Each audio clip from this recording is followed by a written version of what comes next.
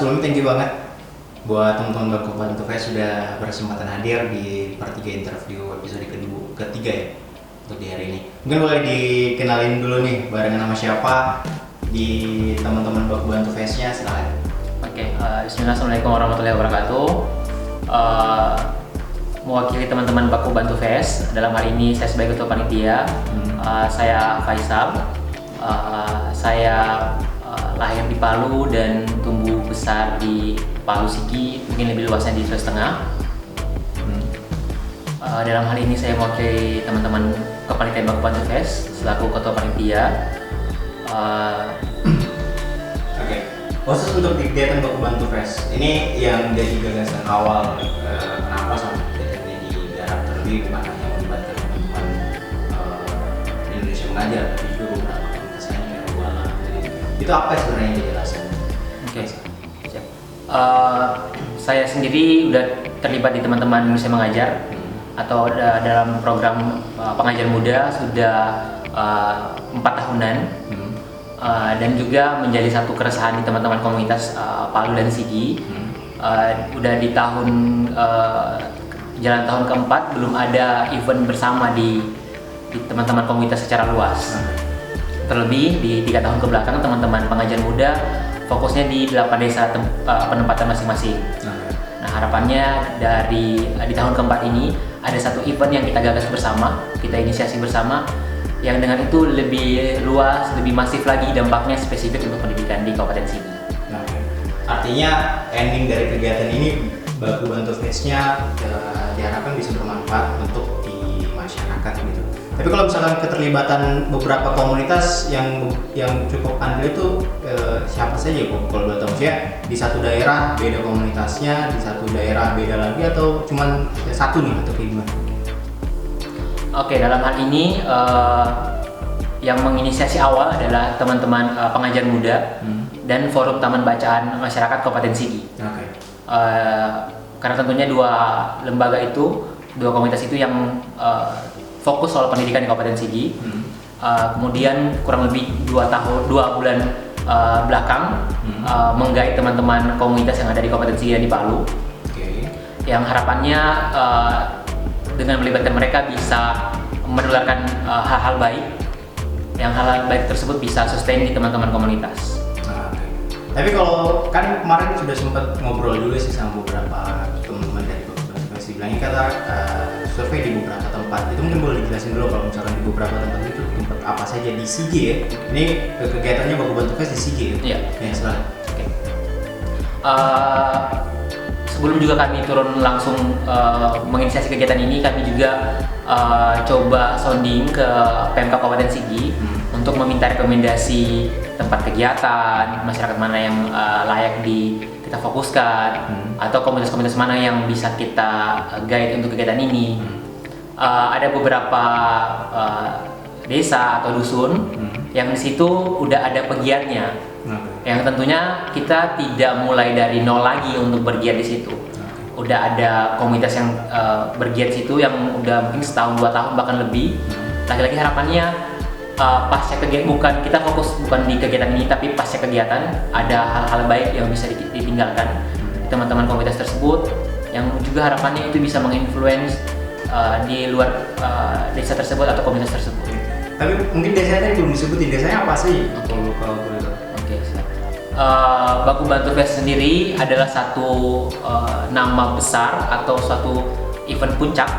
Nah, sebelum sampai ke sana kita ada rangkaian pra-eventnya atau para kegiatan, yaitu roadshow dan pilot project. Nah, untuk roadshow sendiri kita harapannya bisa menyasar semua kecamatan yang ada di Sigi, ada 12 kecamatan.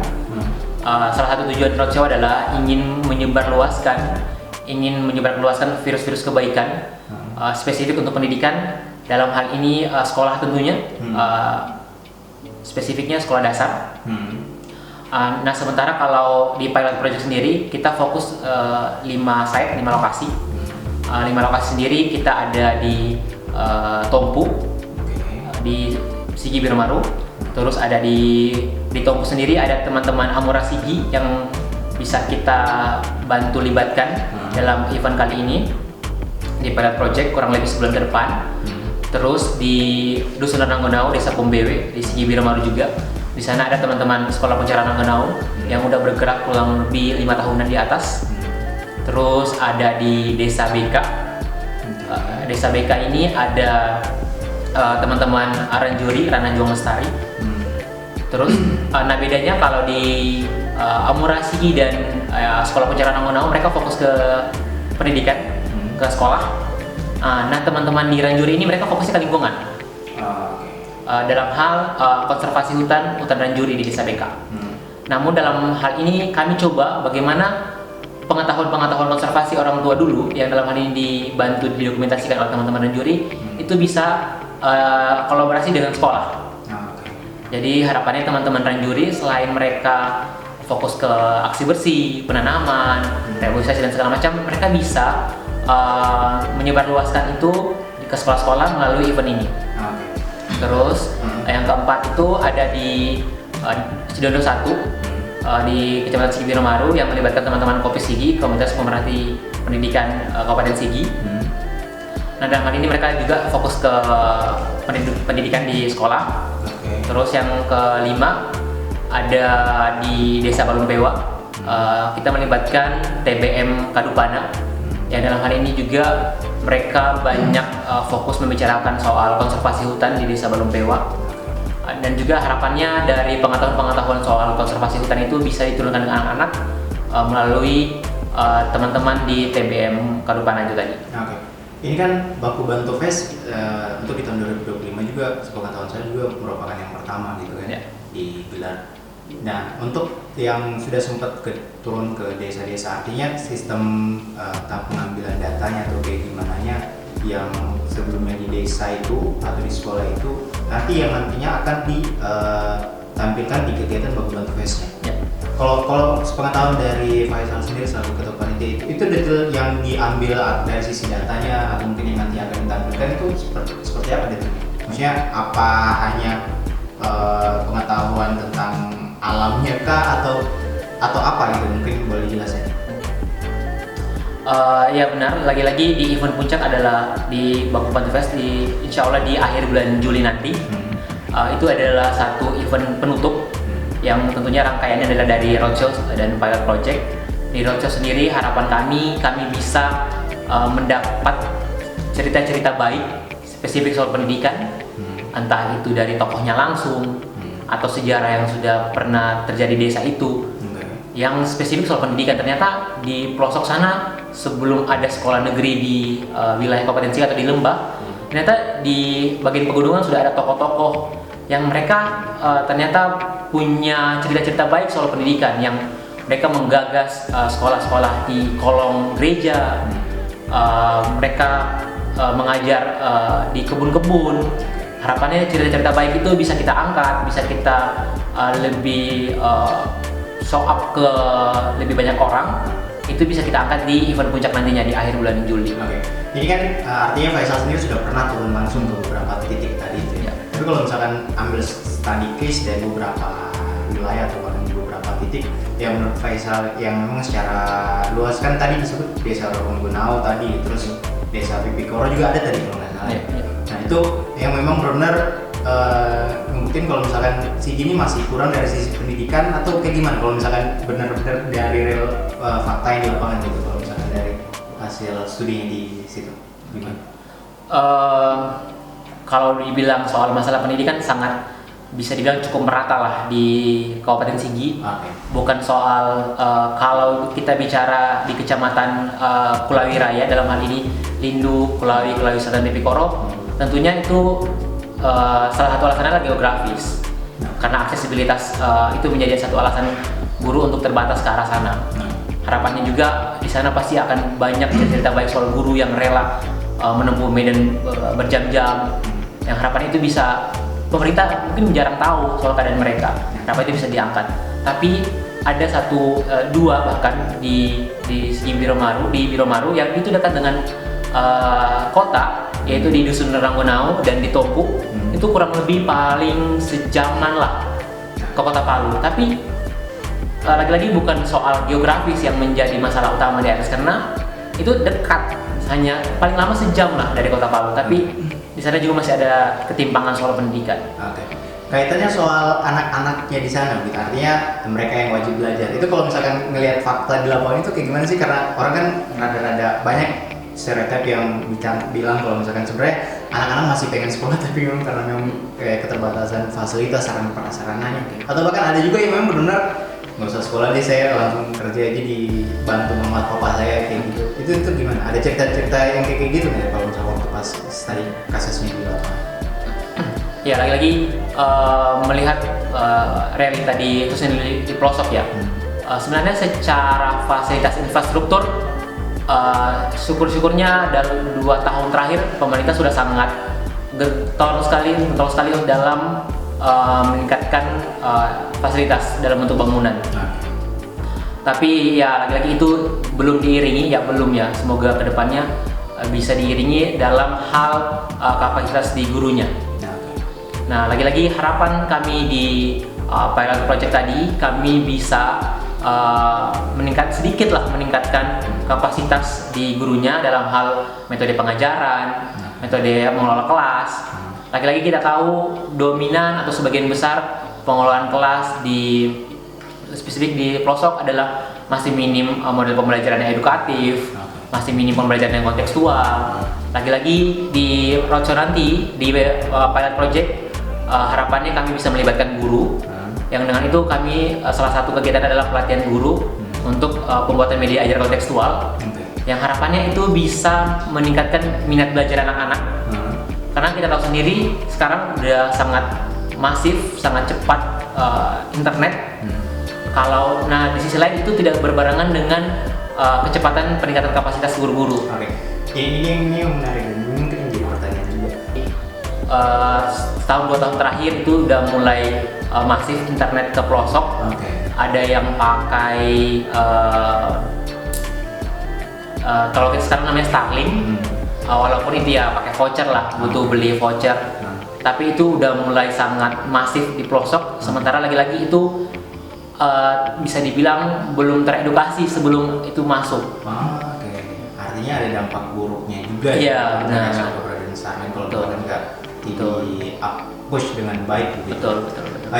Saya mau masuk ke kegiatan teman-teman Baku Bantu Fest. Ini kan artinya sudah masuk tahap sosialisasi ya, karena udah study juga kemarin, udah benar-benar prepare sehingga nantinya plan dari Baku Bantu Fest di bulan Juni atau mungkin Juli ya tadi bakal digelar. Saat ini yang benar-benar jadi fokus teman-teman Baku Bantu Fest dari perjalanan kegiatan Baku Bantunya sudah sampai tahap mana sih? Maksudnya sudah sampai kita menggalang beberapa komunitas lain lagi kah atau sudah seperti apa? Ini udah kurang lebih jalan sebulanan kita running. Kita lagi fokus untuk kalau kita bilang itu stakeholder mapping. Karena kan di pilot project kita fokus ke 5 site. Harapannya dalam seminggu atau minggu depan udah mulai running teman-teman di masing-masing site. Tapi ya lagi-lagi di teman-teman site ini berkegiatannya kalau kita bilang baik keresahan, masih minim pengetahuan. Makanya salah satu tujuan adalah kita ingin menyebarluaskan pengetahuan soal stakeholder mapping. Dengan itu teman-teman di 5 site tadi bisa lebih jelas, lebih runut. Ternyata si Pak Kadesnya gini, cara intervensinya gini, si Kepseknya gini, cara intervensinya gini. Jadi aktivitinya mereka nanti ke depannya itu lebih terstruktur, lebih terarah. Outputnya apa, aktiviti untuk mencapai outputnya apa. Artinya di tingkat pemerintah desa, entah itu kepala desanya atau bahkan dia punya RT RW atau bahkan masyarakat ini kadang juga masih agak-agak miskomunikasi dengan kegiatan ini atau benar. Lagi-lagi ini kan sebenarnya satu hal baru, terlebih di teman-teman komunitas. Kayak contoh di teman-teman Ranjuri yang biasanya giatnya mereka itu ya aksi bersih, tanam pohon, edukasi ke masyarakat dan ke desa. Dalam hal ini mereka coba experience terlibat ke sekolah. Lagi-lagi ke sekolah masih tabu. Kalau kita bilang namanya KBB, kegiatan bermain dan belajar. Itu masih sangat tabu di sekolah. Bagaimana teman-teman komunitas? Lagi-lagi harapannya KBB ini bisa sustain. Kami tidak melihat hasil di sekarang. Kami ingin melihat ini bisa diduplikasi di teman-teman komunitas, di teman-teman guru, Yang ya lagi-lagi model pembelajaran di sekolah ya kasarnya kita bilang model ceramah yang searah lah. Hanya guru menyampaikan, siswa atau murid menerima. Nah, KBB ini kita buat bagaimana pengetahuan konservasi yang ada di hutan Ranjuri itu bisa disampaikan dengan model bermain. Makanya kita bilang namanya KBB, kegiatan bermain dan belajar. Dan hal itu di tingkat pengajar sekolah atau bahkan pengajar lokal masih sangat-sangat minim untuk pemahaman seperti itu. Benar. Oke. Ini menarik karena memang di tingkat sekolah terlebih sekolah atau bahkan kualitas guru di Kabupaten Sigi sendiri masih agak minim. Bahkan dari beberapa catatan banyak juga yang masih dalam tanda kutip bukan mendiskreditkan ya, tapi masih tamatan SMA tapi udah honor gitu. Betul udah ngajar. Betul. Itu fakta-fakta semacam itu mungkin bisa menjadi bagian dari apa? Kalau dari Faisal sendiri bilang apa? Kritisi ya? Atau bahkan kayak gimana? Kalau saran dari Faisal kan selaku yang sudah pernah turun, saya soalnya belum pernah. Ya. Melihat program-program pemerintah dalam mungkin setahun 2 tahun terakhir ada namanya P3K. Yang mungkin programnya itu prajabatan dan dalam jabatan. Yang memang itu salah satu model percepatan untuk lebih meningkatkan atau memperbanyak guru di pelosok. Namun ya lagi-lagi itu satu hal yang bisa dibilang instan, tidak dibarengi dengan pengetahuan yang mendalam si orang yang lulus atau berproses di P3K tersebut. Dalam hal ini ya tentunya ada yang tamatan SMA atau syukur-syukur dia fresh graduate di S1. Lagi-lagi di tujuan kami di pilot project nanti ada beberapa site itu yang kita buat, kita namanya mini KKG, kelompok kerja guru, yang harapannya kita bisa melibatkan guru-guru muda tadi yang baru terangkat P3K di tahun kemarin. Ya lagi-lagi mereka baru terangkat, ya semoga mereka punya experience sebelumnya, enggak yang murni baru terangkat langsung ngajar. Nah, harapan kami di pilot project nanti ada bagi ilmu, pengetahuan soal bagaimana mengelola kelas yang baik, yang kreatif, yang membuat modul ajar kontekstual. Ini yang mau jadi pertanyaan selanjutnya. Ya, sebelum masuk ke soal buku bantu tes, itu pas masuk ke sekolah-sekolahnya itu tanggapan guru-gurunya kayak gimana sih? Maksudnya ada yang benar-benar skeptis juga kah, atau mungkin yang optimisnya juga kah, atau yang lebih banyak yang iri di Pak Jokowi komunis ini? Silakan. Untuk itu kami di Kepanitiaan Baku Bantu Fest kami memitigasinya dengan mencari sekolah atau wilayah itu yang udah ada teman-teman pegiat yang bergiat di situ.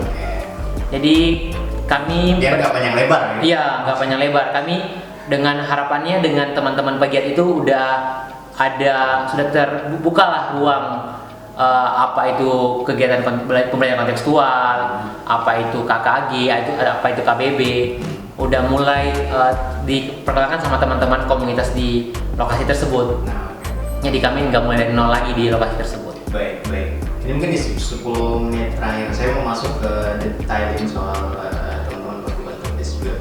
Ini kan sudah masuk tahap artinya publikasi juga, terus ke tingkat Pemdanya juga udah saling komunikasi.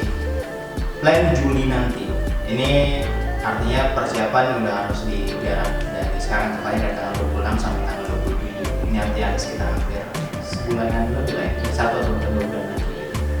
Apa yang kira-kira atau mungkin yang masih tanda tanya yang ini harus dipersiapkan lebih awal begini, atau ini apa kemungkinan harus mendatangkan orang dari luar lagi, dari secara nasional atau mungkin tokoh-tokoh pendidikan dari luar lagi untuk jadi inspiring knowledge buat guru-guru di Kabupaten Sigi pas momen bantu face-nya kah, atau gimana nanti?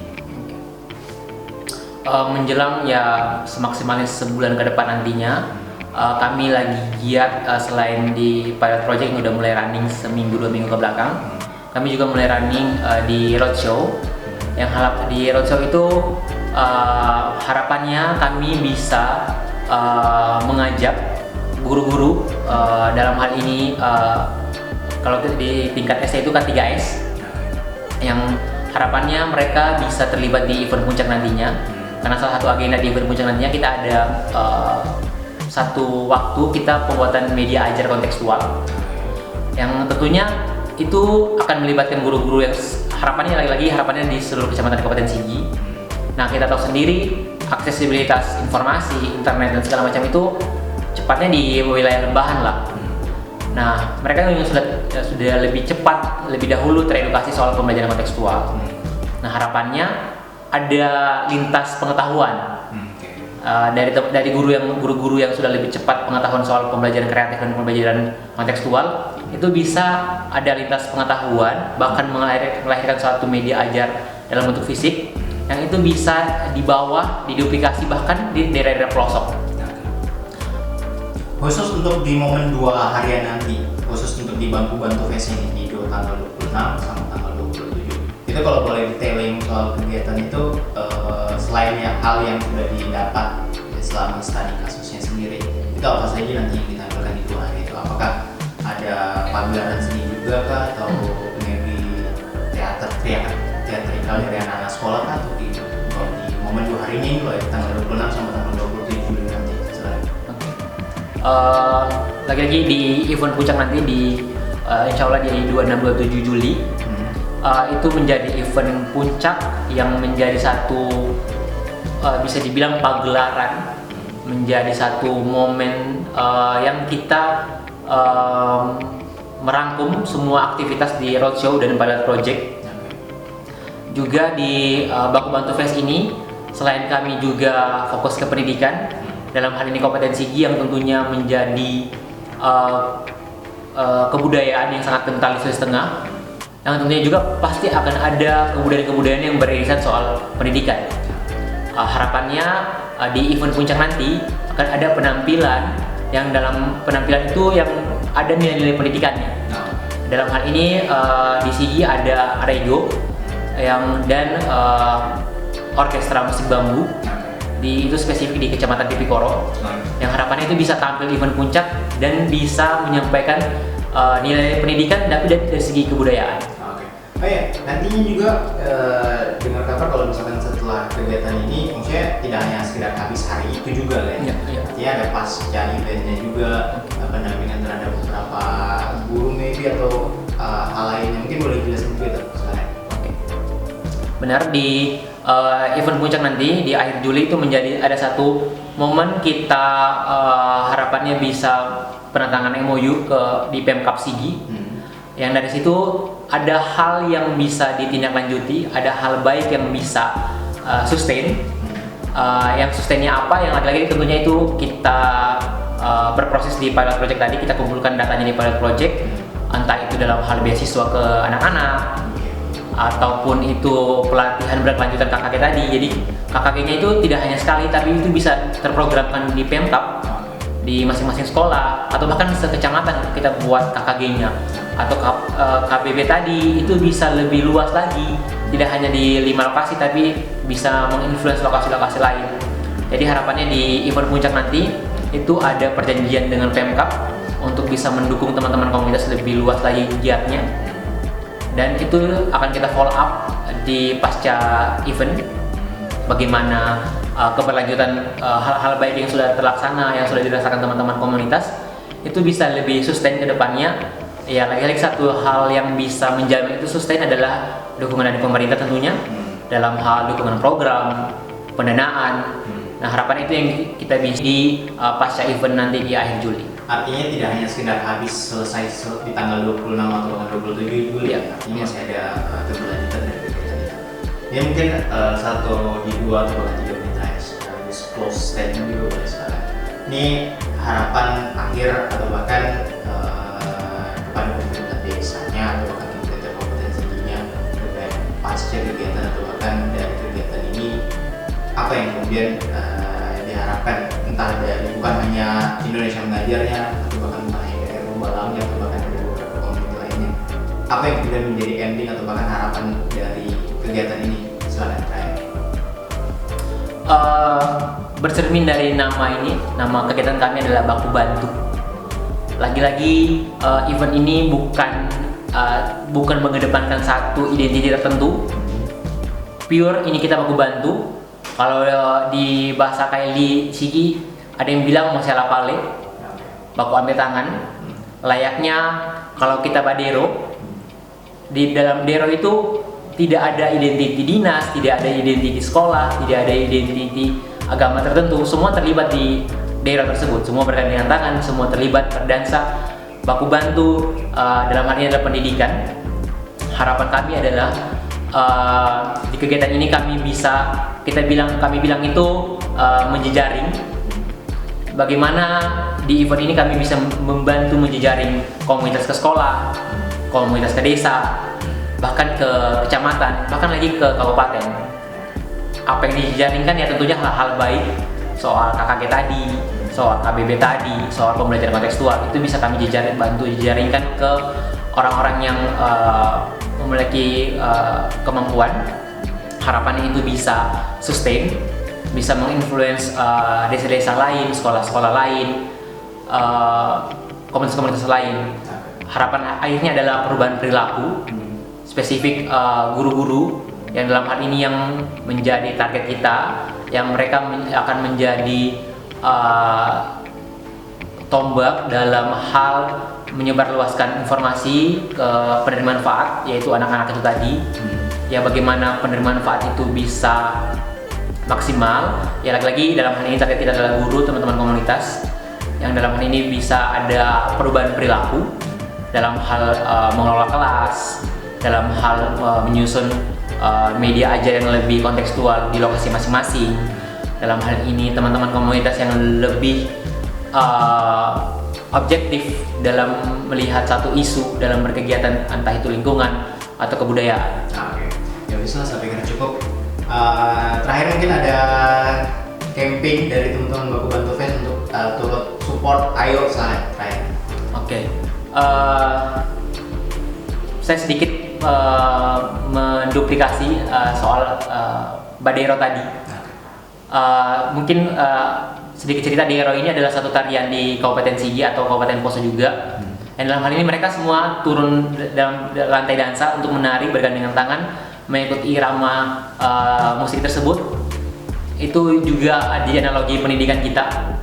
Semua bisa bergandengan tangan, semua bisa terlibat, apapun background lembaganya, pekerjaannya, komunitasnya, agamanya, sukunya, semua bisa turun berdansa membantu pendidikan bergandengan tangan Musyawarah Pale untuk pendidikan Kabupaten Sigi atau bahkan Sulawesi Tengah yang lebih berkualitas.